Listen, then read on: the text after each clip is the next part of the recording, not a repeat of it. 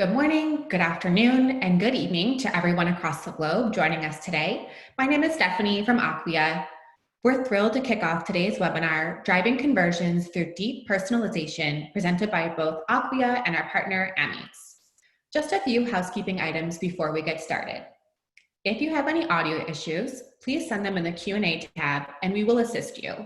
If you have any questions for the presenters, please also submit them in the Q&A tab as well, and we will answer them at the end of the presentation.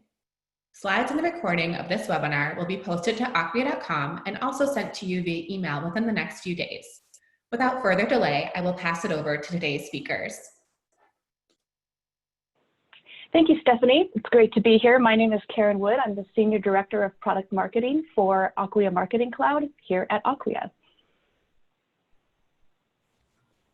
Hi, my name is Joe Stanhope. I'm a Vice President and Principal Analyst at Forrester Research. I cover enterprise marketing technology, including large-scale marketing platforms, identity resolution, emerging technologies. Hi, everyone. Thanks for joining us. My name is Ken Lowenberg. I'm the Director of Digital Marketing and Technology at Ameex, and I come with 15 years of experience in the nonprofit space with nonprofit management, digital strategy, marketing, communications, partnership development, and celebrity influencer management. And thank you for being here today. I'm going to start us off this morning. I'd like to thank Amics and Acquia for inviting me to join the session today. I'm looking forward to it as much as everybody else is, actually, the opportunity to present as well as to learn from everybody else. I'm going to start us off with the idea of talking about why personalization is so important and some of the things that brands can do to set themselves up to take maximum advantage of a personalization capability or strategy. So we're going to talk about building that foundation.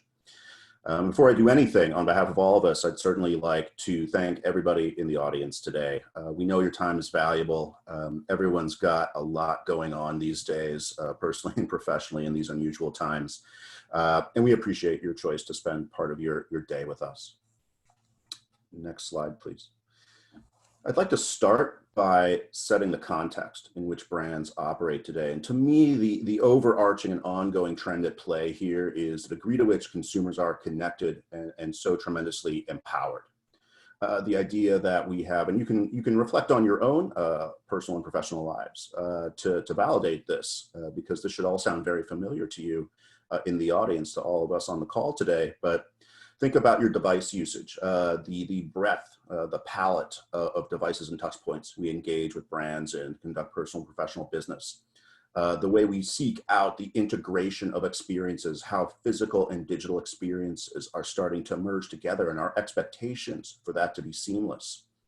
The degree to which we've become very sophisticated consumers. We're very savvy about locating, using, and distributing and consuming information today.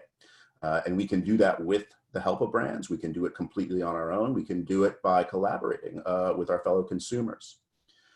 We stand up for ourselves. We have tremendous self-efficacy and high expectations today. Consumers know they deserve a great experience. They pursue great experiences, and they want the best possible outcome for themselves. And they're willing to go find it and grab onto that. And when they're not getting it, alternatively, they are willing to go find it elsewhere. And finally, the way we buy and consume is evolving. We've developed as consumers a willingness to experiment. We've become very comfortable with working with new brands, new kinds of products, new ways of buying for and consuming those products. Think about Netflix and our relationship with Netflix. That's gone from going to a store to get VHS tapes, to getting DVDs by mail, to now going online on a variety of devices to stream content, right? The way we pay for and consume and access those things has changed so much. That's very representative of our willingness to experiment with new capabilities. Next slide, please.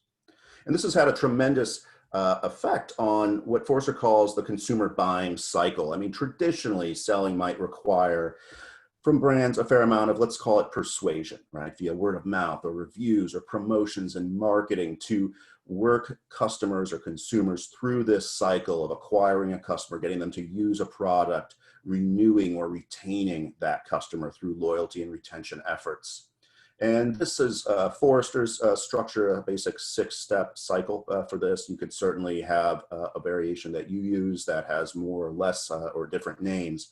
But this has played out pretty true to life for a number of years, but that is certainly evolving. Next slide, please. But with this shift towards consumers having higher expectations and rewarding experimentation, we've seen this big change, especially in product experiences. They're changing, first of all, in terms of driving consumers' preference for experiencing without committing. More firms are allowing consumers like us to experience their products and services with little or no upfront payment or commitment and without very much lock-in. And these models make it easier for consumers to switch providers and making them more willing to take a chance on brands and products with these approaches. Firms do this maybe with fractional ownership, recurring payments, software as a service in the business world, enabling access instead of ownership. And that essentially reduces purchase risk. Second, we're making retention an even bigger part of driving revenue. Customer retention is becoming much more important for many brands as a revenue stream beyond acquisition. Now, why is that? The money is in getting consumers to want to continue using the product or service. In categories where product experimentation is happening, persuading a consumer to purchase initially requires a very small payment, or none, even in a freemium scenario. And that initial payment's rarely enough to cover the company's actual cost of delivering the product, much less to drive growth. So instead, only a prolonged series of recurring payments or interactions enables this firm to recoup its costs and have that upside. And third and finally, this motivates companies to focus on product as a growth engine, not just the marketing of a product or selling simply more of it. Many brands are shifting part of their budgets, even the marketing budget and acquisition budgets, over to R&D, specifically to product and experience development to enable the product itself to drive growth. And persuasive marketing certainly helps marketers become aware of a product and to try it for the first time. So acquisition marketing is still very important, but it's not going to help consumers decide whether to continue using that product. And so they instead have to decide to continue or abandon using that product or service on the basis of their personal experience and their perceptions of how they work with that product. And that is the core of customer experience and that larger movement that we see in marketing and customer experience today. At the end of the day, next slide, what we see is that this is about winning in customers' moments. All of this serves to break down customer journeys into these constituent moments where brands have to be ready to engage exactly when, where, and how that consumer wants.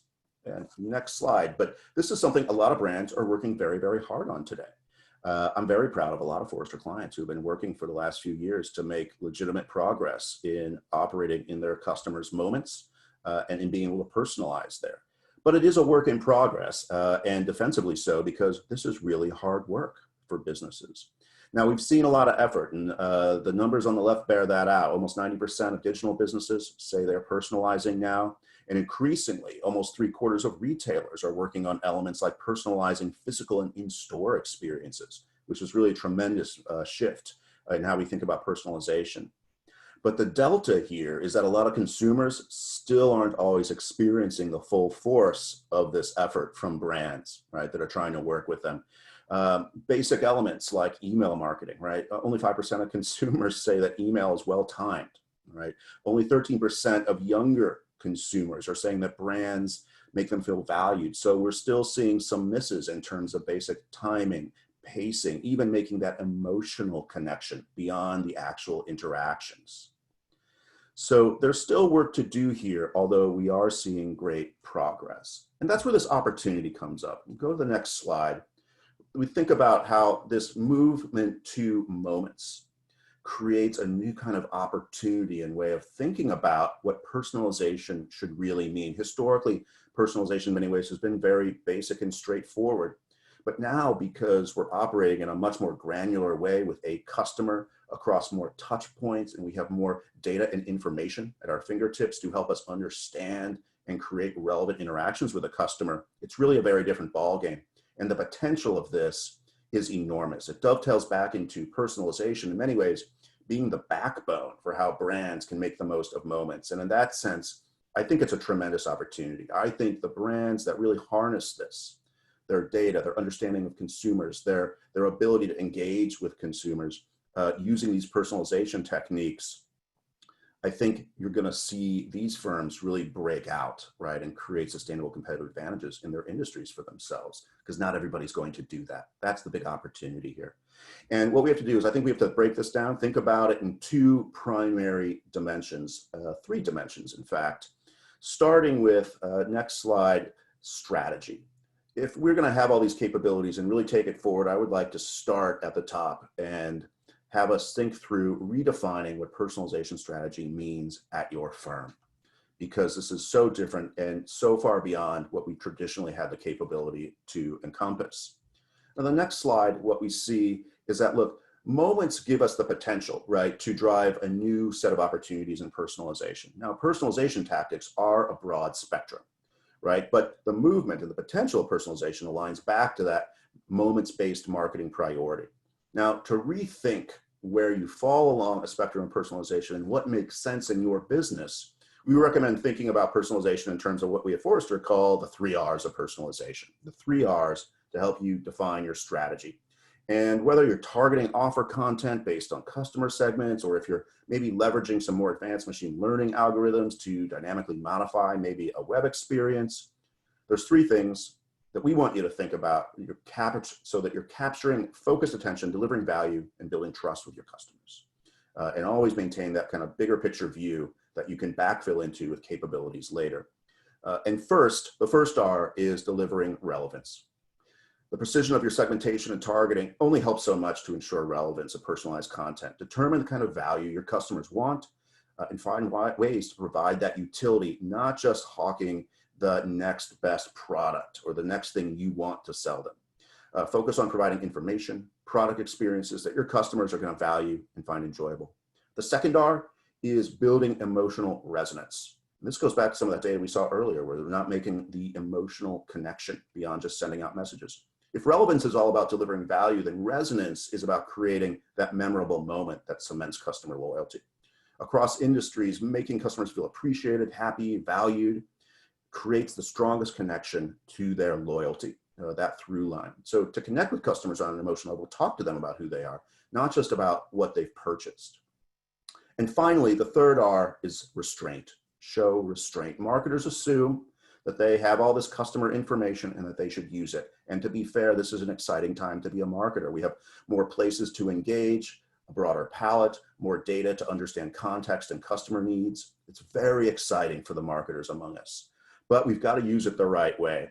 And you have to avoid the sense of having essentially marketer FOMO, because you can do more harm than good inadvertently. 57% of US adults will say that they get too many email offers, right? A large number of people will say that 20%, they're uncomfortable sharing information, say with retailers, to personalize their experiences. So there are still large parts of the consumer spectrum, your customers, that are still coming along for this ride and learning how to work with you and develop trust with your brand. And I think we have to respect that.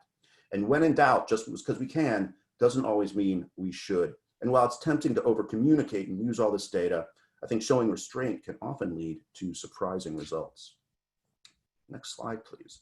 The second of the 3 dimensions that I want to talk about that you should consider is assembling the data foundation. Data is the fuel for the next generation of personalization. And there's a lot of good news in the world of data. We have more data available, and it shows this in the next slide here. There's more data available than ever before. And so if you go to the next slide here, we see how we have all these different dimensions of data from which to understand customers, assemble customer profiles, target them, create personalization strategies, and create reach into the right kinds of devices and touch points at the right time. And to deliver truly individualized experiences and tailor it to each customer, you're gonna need data, more data than you probably have access to today, using it in new ways, using it faster than you do today, not always necessarily pure real time, but actually moving at the speed of the customer. And even companies we work with that have a lot of data at their fingertips are still learning how to create the speed and the throughput of carrying data through from ingestion to understanding to delivery and personalization strategies at the speed that customers work today. So we have access to information. We need to get access to the right information. We need to learn how to manage that data. And this is where we're going to require you to build out the processes, the skills, even the technology to collect data, to manage it, to understand that data, and distribute it to the right systems with the capabilities to construct customer profiles and develop insights from that data. So the data might be available, but we're going to have to learn really how to collect it and put it to work. And this is the key. And the third and final dimension that I think is so critical, go to the next slide, is the right technology component, right? If you've got the strategy and you pull the data together, that becomes the fuel inside your technology engine. And you can accelerate this personalization capability by having the right technology available in your organization. Next slide. And this is going to be a little bit different to really optimize for this next generation of personalization that has so many use cases, is in so many different devices. It requires a slightly different way of thinking about the tech. So personalization certainly does comprise a suite of technical capabilities. It's not necessarily a one and done or a single tool or just an algorithm. You have to understand the data, the insights and analytics required to personalize, the content elements of delivering personalization. How are you going to measure your personalization elements and aspects and strategy? And how are you actually going to deliver experiences to your customers? And this is what the technology allows you to do, put that data to work. So you're going to have to think holistically about the technology framework that makes personalization possible. And this is getting into, of course, the data, the ability to optimize, the ability to manage the content, understanding and breaking down that customer journey, and then orchestrating the delivery. Some of these elements you may have today, some you might want to backfill gaps, some you might want to improve, some you might just need to integrate a little bit better or make the data available too. There's a lot of permutations of how this plays out, but have a think about what data and personalization strategies you have, which technologies you already have, and then make sure you've got a roadmap to really build out the tech to support that data and personalization strategy. So finally, before we move on today, personalization has a lot of moving parts, but if you take a structured approach, develop a plan, and incorporate all the strategy and data and technical elements, I think you're going to be in great shape to make the most of this personalization opportunity in consumers' moments. And it's going to take three really key areas of focus. One is really understanding that customer journey and using that as a starting point to understand where the the opportunities are for personalization. Pinpoint those critical moments, those that occur at a customer transition point or are associated with high or low emotional responses, to prioritize where personalization can have the biggest impact. Because you can't personalize or be everywhere all the time. There's always resource contention. Everyone's already busy. There's only so much we can do. So we've got to prioritize and make sure we're focusing on the most impactful moments for personalization. This is probably going to start with your best and most loyal customers, right? Because those are the ones where you have the strongest relationship, the most insight, the most amount of data, and the right to engage with them. So think about the customer journey of your best customers as a great starting point to learn and develop your strategy. Second, be ready to test and learn, and then be ready to test even more. This is going to be an iterative process. Just as consumers are always changing, we're always changing, so too must the personalization strategy. It's going to evolve as market conditions, your customers, your priorities as a business, and even your personalization strategy maturity develop over time. So develop the testing and measurement plans alongside the execution of personalization to really continuously evaluate and improve your program. And then finally, you're going to need data and technology to make this come to life. Make sure you build those out in lockstep together. We oftentimes see firms struggle where they build a lot of data capability, but they can't execute, or they have all the basic execution tools, but they don't have enough data. Executing on personalization in moments is going to require you to have a lot of data and a fair amount of technology. But the plan, data, and tech need to operate at the same level because they're fundamentally interrelated. You can't use all the data if you don't have the technology, and vice versa. So develop your plans for data and technology together. And with that, I'm going to throw it over to Karen. She's going to talk us through the data foundation and how Acquia has been looking at this opportunity for personalization. Yes, thank you, Joe. Really appreciate that, setting the context there. Yeah, so as Joe said, I joined Acquia with the Agile One acquisition, and I've been in the world of CDPs, data and analytics for over 15 years. And as part of Acquia, I'm really excited to join because our strategy is all about using content and data at the center to drive experiences through machine learning and orchestration. So today, if you go to the next slide, we're going to actually focus on that data foundation, and I'm going to talk a little bit about how to leverage data for the types of initiatives Joe just walked you through. So, you know, in the kind of crawl, walk, run approach that Joe laid out, you know, the closer you get to that maturity curve, the more data you can harness to leverage for your personalization. So if we go to the next slide, when you are using the data sources that are available from your CRM, from your email service provider, third-party data, whatever data you have at your fingertips, when you're able to bring that in through a unified view of the customer, you really can orchestrate experiences so that they're consistent, they're relevant, they're useful, they increase, you know, loyalty and retention and customer happiness all across the customer journey. So not just for acquisition campaigns, not just for outbound marketing campaigns, but really at every touch that you have. And this is sort of the holy grail that, you know, brands strive for. As Joe pointed out, you know, there are many steps along the way that are incredibly useful.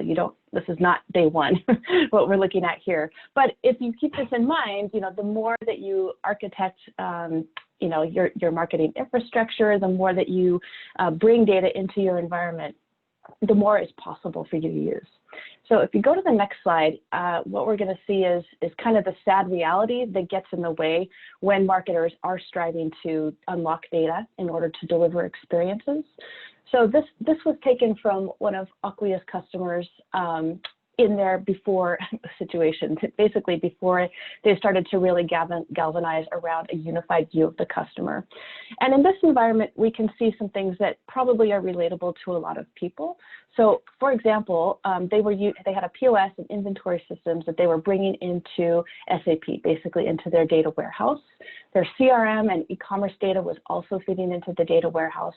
But the challenge for marketers who wanted to send an email or a direct mail is they needed to go and talk to their analyst friends and their IT partners and have them pull lists so that they could then send to those segments. And that's a reality a lot of us are familiar with and live with every day. The challenge is that creates, you know, some time goes by between that request and when you get that list, so the data might be a little stale. There's some inefficiency created by having the teams have to kind of run around and do that work. Meanwhile, there's some opportunities that are being missed. So data from, you know, digital ad campaigns, data from your website, from website personalization, those all kind of live in their own silos, and marketers also have trouble unlocking that typically. And then the call center, you know, that's kind of the trickiest of all. Typically, call center representatives just have access to previous calls and transactional data. So there's all this wealth of customer data. You know, are they part of a loyalty program? Do they have a propensity to be a high lifetime value customer, et cetera, that they just don't have access to? So, you know, this is what gets in the way of delivering that streamlined experience. But if you go to the next slide, you know, our philosophy at Acquia is to bring it through a CDP. You know, as Joe said, it's about, you know, unified view of the customer. CDP is one technology, but it's one that our customers have really rallied behind because it helps cleanse, dedupe, stitch the data together. You can enrich the data. You have a very clean and very comprehensive profile from all your online and offline data sources, built together in one place in a persistent ID that then can be used for analysis, for key insights, for building your own data models on top of that clean, enriched data, and then of course also for personalization, and not just website personalization, but personalization across email, SMS, chat, call center, you know, really any engagement point, which helps your messaging and your offers and your creative be more consistent across those channels. It helps, you orchestrate the experience better. So the cleaner and more comprehensive your data is, the better the experiences you're going to drive off of that data. Let's go to the next slide.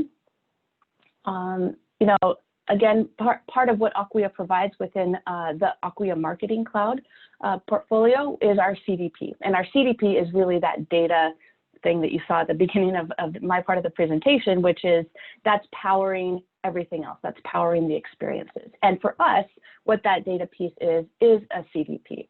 As I said, I came from the Agile One acquisition. Agile One has been in business for over 15 years. So we've had a long time to work with large enterprise brands, understand their use cases, and continue to evolve the platform so that it can support really sophisticated types of use cases in addition to just bread and butter CDP use cases. But in a nutshell, a CDP does three things. It unifies data, it gives you insights and intelligence about that data, and it helps you orchestrate experiences. So if you go to the next slide, you can kind of see how that, basically what I said, it does those three things, and then with a real-time platform to support it. So if you look up CDP in the dictionary, this is what it provides, but these things are really important because you kind of can't do one without the other. For example, without that, clean, consistent, comprehensive view of the customer, it's going to be very difficult to get insights that are actionable and even correct for that matter. And then if you don't have that intelligence, how are you going to be able to effectively orchestrate data across the channels? And then of course, the fact that it's built on modern infrastructure, SaaS-based platform, that's really important too. Otherwise, the old school systems of marketing service providers or CRMs would be cutting the mustard and we wouldn't even have CDPs. But really, it's that platform that's been driving the adoption of this category that we've seen.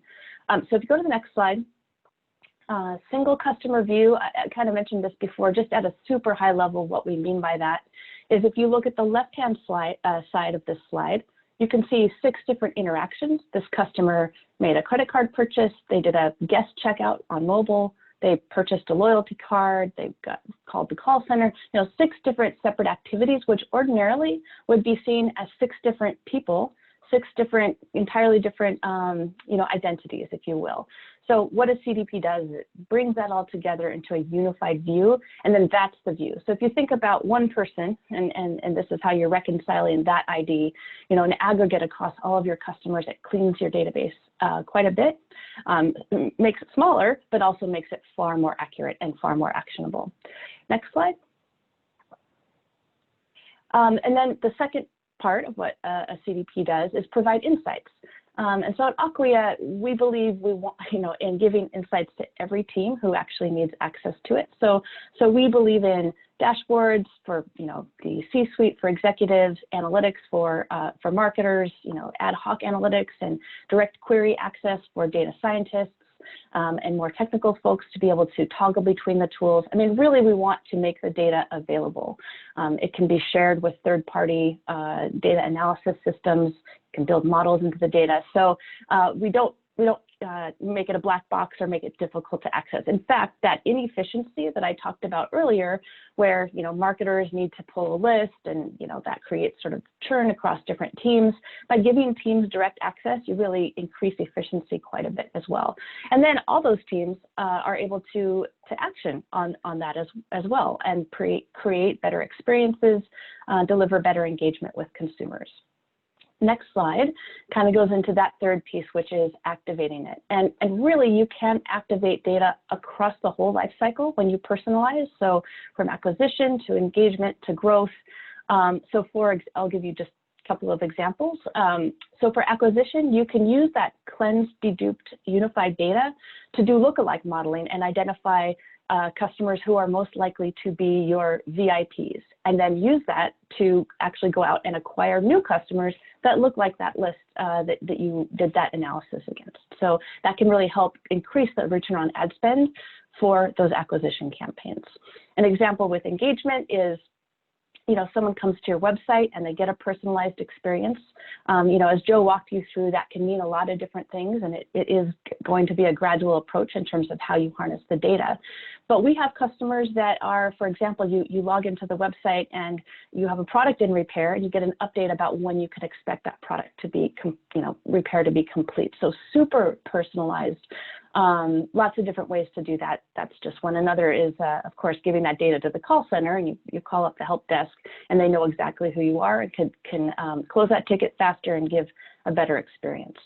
And then, of course, growing, if you want to grow your database and do outbound marketing campaigns via direct mail or SMS or email, you can really tailor those messages, the offers, the creative, the content, all of that to drive those experiences. And of course, the intelligence of that data is really driving that engagement across all of the life cycle.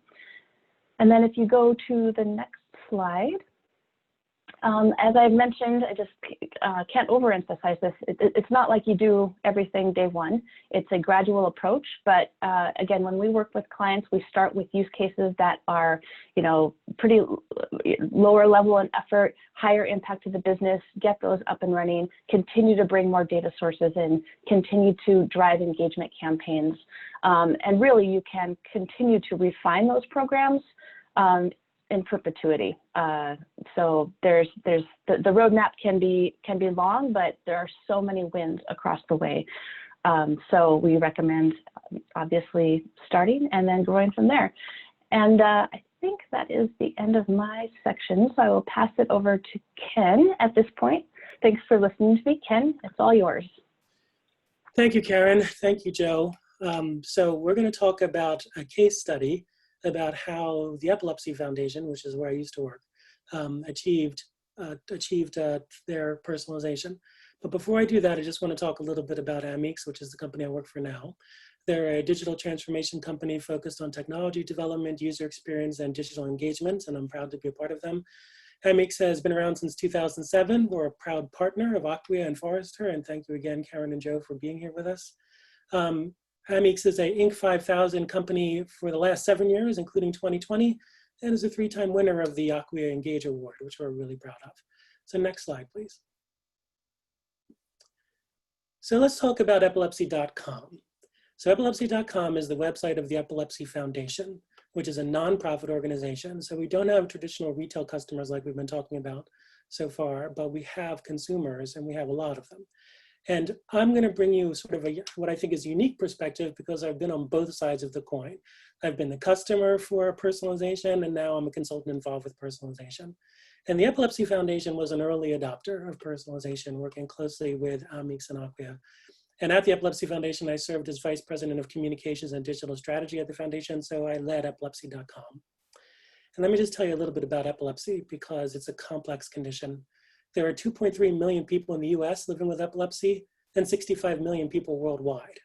And epilepsy.com is the #1 epilepsy and seizure website in the world, which means that we have about 800,000 to 1 million visitors per month coming to epilepsy.com, which equates for the foundation having approximately 35,000 visitors a day. That's a lot of data. The goals of the site are to provide healthcare recommendations and strategies, treatment options, education strategies for people with epilepsy and the general public, broad public awareness about things like seizure first aid, and providing local resources.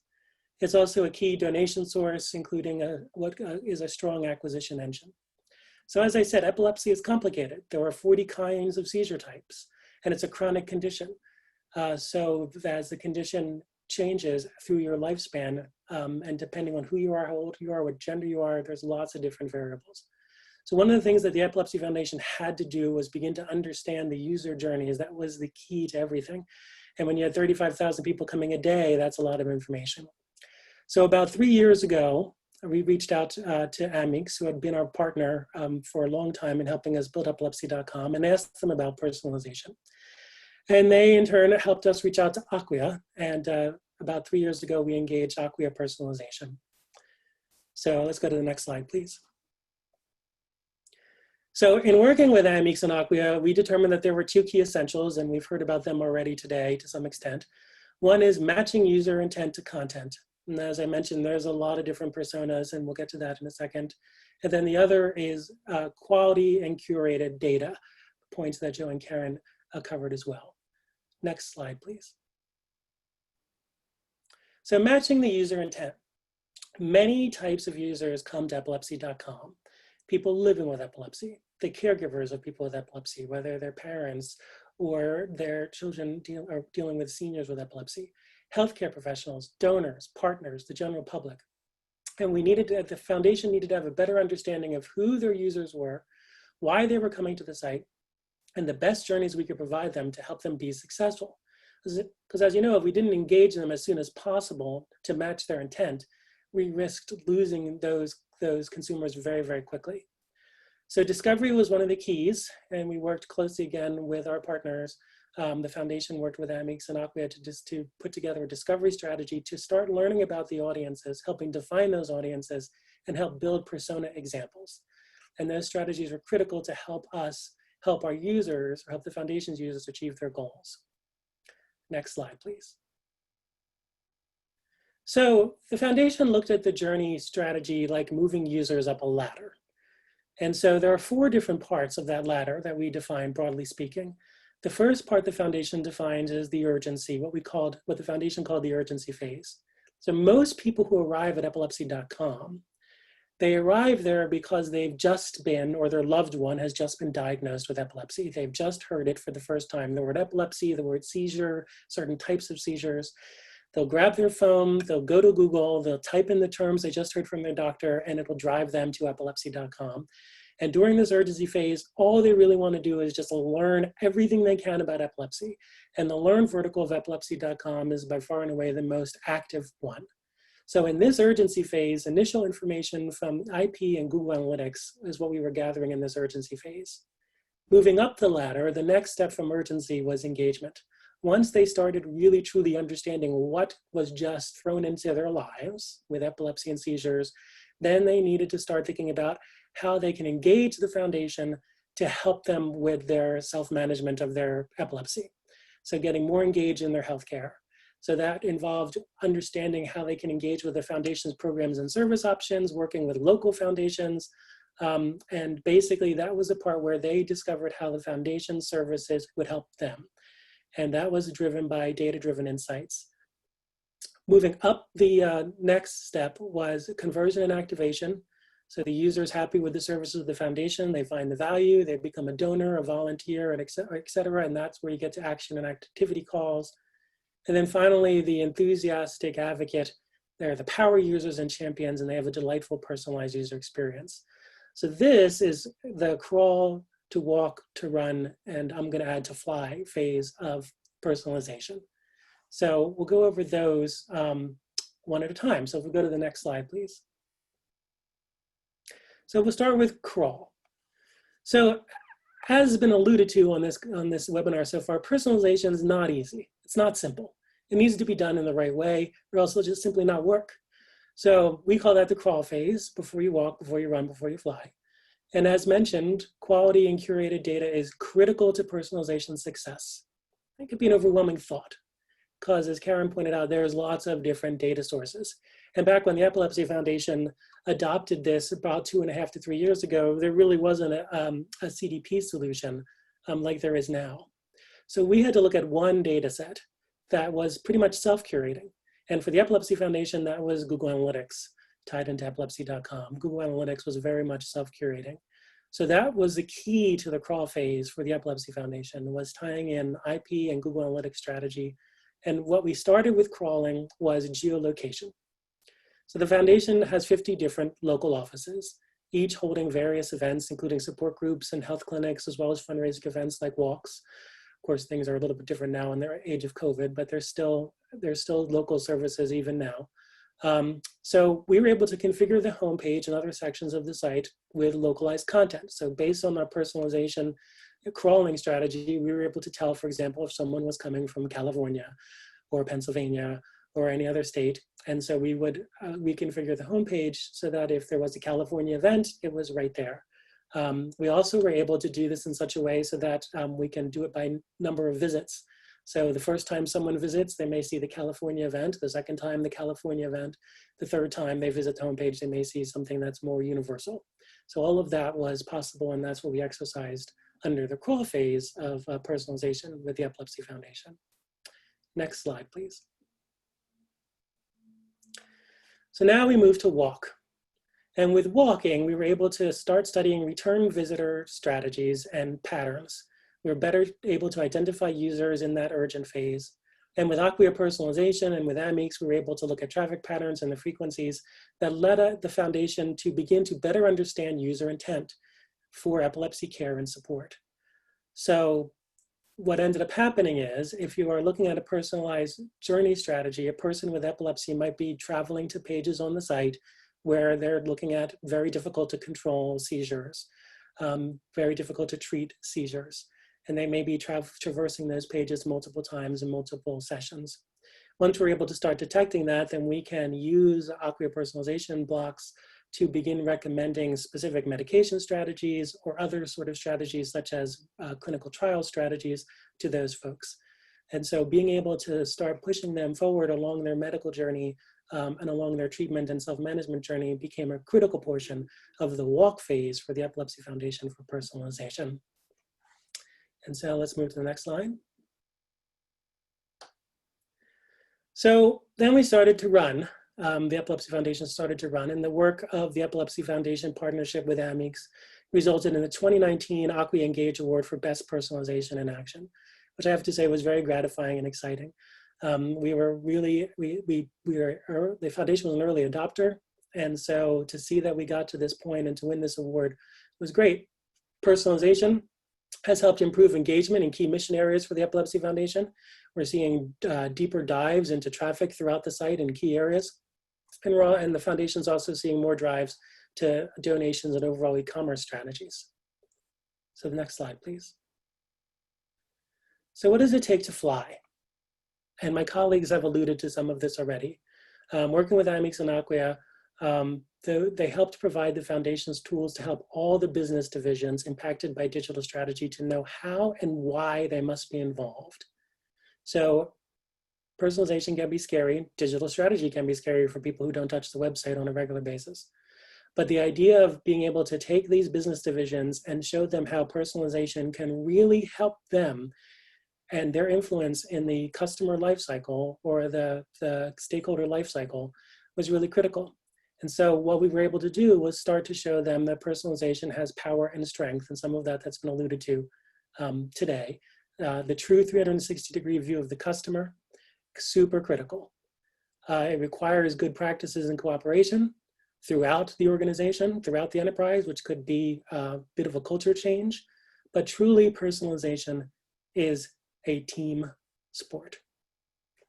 Next slide, please. So crawl to walk to run to fly. So the Epilepsy Foundation was able to achieve that, and they're still working today and moving from run to fly, and it's been a great opportunity. Personalization has been fantastic for the foundation.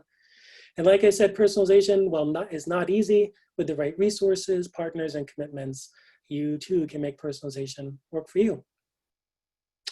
And that's my deck. And thank you for listening.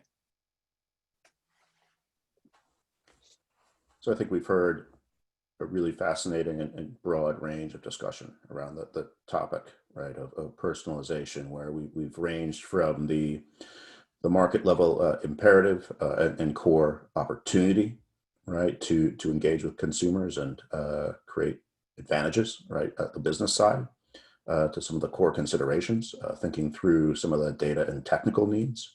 And then, of course, the case study here that shows that it works in real life. And that's even better to see that that's in fact can be done, and it drives solid business benefits and consumer benefits, really aligning everything through personalization and create mutually beneficial relationships between consumers and firms. And so for me, I think these three takeaways so really sum it up, where one, I think goals and data strategy have to work together, right? There has to be a strategy for personalization, what it's going to mean for the business, how you're going to measure it, but you're going to have the data, again, to be the fuel in that engine. And the two are somewhat cyclical with each other, whereas if you have the right kind of data and the ability to manage and move that data, you can do certain kinds of personalization. If you aspire to do certain levels of personalization and develop it over time, that is going to take changes, adjustments, upgrades to the way you manage your data strategy. And so those, again, work in lockstep. Number two, this is a not a one and done project. This is something that evolves and changes and creates incremental benefit over time, right? You start in different stages. You can start with just one use case and develop from there. And you can create a plan or even a roadmap to define how that's going to play out in your organization over the mid to long term. And then finally, I loved kind of Ken's phrase that this is a team sport, right? This is not something that just one marketer or one data scientist or one executive is going to do all alone, right? This is something that affects many parts of the organization, especially as the program evolves, because you're affecting so many touch points, the breadth of your customers. So you're creating content, you're doing technical work, you're dealing with data. So this is something that is going to involve collaboration with a broad range of stakeholders to execute over time. And that also creates, I think, a great opportunity because they provide a lot of insights into how and where a personalization strategy can improve and how that can be accomplished from an execution perspective. So this is really a best case scenario where you create this win-win through collaboration. So I think if we keep those things in mind, it sets us up to really strip away some of the the magic that we see in personalization terms and make this a lot more practical, right? If there's planning, if you build over time, if you collaborate, personalization is something that I think feasibly any organization can turn to their advantage and to their customers' advantage.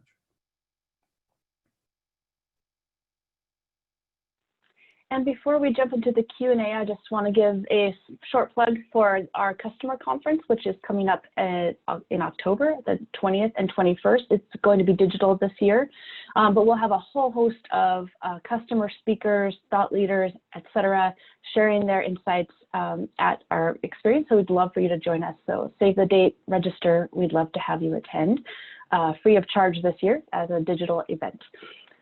So let's move into the Q&A. And we have a couple of questions that have come in already, but if the rest of you would like to go ahead and answer your question in the Q&A feature down in the interface within the Zoom webinar, that would be super. But we'll start with a question that's for Ken, but also Joe, I think it might be good for you to weigh into it as well. And the question is, how easy was it to align teams across marketing and IT to make personalization effective at your organization? I know from my experience that that is key to have alignment across an organization, but I'd love to hear from you, Ken, firsthand your experience, and then Joe, your experience as well. If you could weigh in after Ken speaks, that would be great. Sure. Well, the quick answer is it was not easy, but it took a lot of education. It took a lot of hand-holding at first, and then it also took some use case modeling. So if we were able to go and the marketing team, the IT team took a model of something that might affect one of the big divisions in the organization, say research. So we were able to show them a quick campaign strategy and begin to show them some results. And then they started to, see the light. And then they started to get a little bit more excited about it because, they could see that it was something that could definitely benefit them. A lot of times it's literally a matter of show and tell in a lot of ways. Personalization is somewhat of a difficult concept for people to grasp if they're not really in the space that we're all in, marketing space. And some people may think of it as, well, that seems kind of intrusive and so forth. And that goes back to what I thought was, looking at Joe's 3 R's, the third R, restraint, is super critical. All 3 R's are critical, but when talking about restraint, it's not, Big Brother is watching you so much. And so people got a little afraid of that at first. But then we started pointing out that this was definitely a mission-driven objective and that they can increase their own KPIs by doing personalization, and they can improve their key performances, and they can grow their strategies and meet their goals. Like I said, it's not easy. It's a process, but it really starts with just incremental steps, and show and tell is really that first key step. I agree with all those things. I think that's fantastic and very prudent. I would say that certainly IT becomes very involved in these efforts, either from oftentimes an execution standpoint or oftentimes on the data access side of things. So, then this is still a team sport, as we've mentioned a couple times. I think it goes back to making sure that all those stakeholders, IT included, are involved from the very beginning. Right? We see a lot of mistakes where there's a lot of planning and work done, and then they go to IT and say, okay, guys, it's time to start making changes to the website, or we need access to a bunch of data. And IT gets blindsided, and they, in their defense, are already very busy and have a lot of commitments to the organization. And so this is where critical planning involving them early. And I like the idea about essentially incremental development, showing value sooner rather than later, avoiding really long 18-month, 2-year monolithic projects before there will be business value. So, but if you can plan and include those stakeholders, which goes back to the team sport and the collaboration aspect, you can bring them along and benefit from their capabilities and knowledge and skills at every stage. And so that's how I would prefer to work with them and handle it. Excellent. We have another question that's come in. So the question is, what kinds of efforts are involved in setting up the Acquia personalization packages for a business? Are there e-commerce case studies with this platform available? So I'll take a first kind of high-level pass, and then Ken, I think it would be great to hear your experience of using, Acquia personalization. But to answer the question more broadly, yes. So the way our Marketing Cloud platform is built is it's built on that foundation of a CDP layer, a data layer. The good news for the person who asked this question is that coming from Agile One, which was the acquisition Acquia made a year ago, and then has now integrated into their portfolio, Agile One worked with a lot of e-commerce and retailers. So by nature of that, there are some use cases that are built into the platform that are especially easy to leverage for that vertical. That being said, we support lots of other verticals too, so it certainly is not specific to retail, but we do have some built in by nature of having supported that vertical for a long time. So anyway, the CDP is at the foundation, and then we integrate into Acquia Personalization, which is a website personalization solution, and Acquia Campaign Studio, which is a journey orchestration and email and SMS activation solution. So Ken, I know at the foundation where you worked before, you did use Acquia Personalization for the Epilepsy Foundation. If you could speak to just how you use that and any specific use cases or thoughts you'd like to share. Sure. Well, first, implementing the technology was pretty easy because Acquia and Amics makes it easy to implement the technology. But what we were able to do at first is to look at why we wanted personalization. And as I mentioned during my presentation, we just had a lot of people coming to our site. And the foundation wanted to do more in being able to help people better understand their journeys. Self-management of epilepsy and the complexities of epilepsy, we wanted to minimize those complexities and make those complexities as easy as possible for the users. And Epilepsy.com has tens of thousands of pages and lots of different editors and all kinds of different, it's an enterprise level exercise. So what we wanted to do was make sure if we wanted to layer in Acquia personalization, we wanted to start by saying, okay, where do we crawl? And as I mentioned, the first thing we wanted to do was say, okay, let's look at what Google Analytics and IP can help us do, IP data. And so the very first thing we did was say, look, one of the things we wanted to do was we wanted to get people to have quick access to care as soon as possible, and that is where they live. So even though digital is super important, where they live is really, really important. And the foundation has a network of chapters and affiliates that provide services across the country. But if you look at the traffic that came to the different chapter sites, they were infinitesimal compared to where Epilepsy.com's traffic was. So one of the things we wanted to do was we wanted to basically create a push strategy to say to our users, yes, centralized is important. We've got universal information about epilepsy, but we also have services around the country. And so we started with that geolocation strategy. That was the first step with what at that time was called Acquia Lift. Acquia Personalization was to present that, that personalization strategy on the home pages and so forth. Not only for the ability to point out what Epilepsy Foundation services were available, but also what epilepsy services were available, epilepsy centers, hospitals, doctors, and so forth. So we were able to, at the beginning, go to that stage with pretty much practically out of the box with Acquia Personalization. We were ready to start with that geolocation effort. And then once the personalization engine started learning a little bit more because of the user journeys and being able to see how user patterns were forming on the site and so forth, then we were able to more strategically drive beyond just the geolocation. And as I mentioned, the idea of saying, okay, signs are that this person that's coming to the site is having really difficult challenges with their epilepsy. Now, most people who come to Epilepsy.com come to the site because they have difficult challenges with their epilepsy. But the other factor is there are really very, very difficult challenges, severe types of epilepsy. And so being able to find those people who are landing on the very severe types of epilepsy. And epilepsy affects people when they're very, very young in some of these epilepsy syndromes. To be able to get young ones to treatment very quickly is super critical. And so we focused on that. We focused on trying to help with the second phase of personalization to get people to very quick recommendations, medication strategies, clinical trial strategies, other strategies, once we started being able to determine journeys. So those are two examples of critical mission-based use cases. So I would say that. Okay, one more question, and I think that's all we have time for. It's a big question, and I think we only have a couple minutes left, but we'll ask it anyway.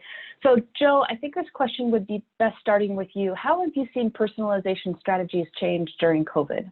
And then Ken, please share your thoughts as well.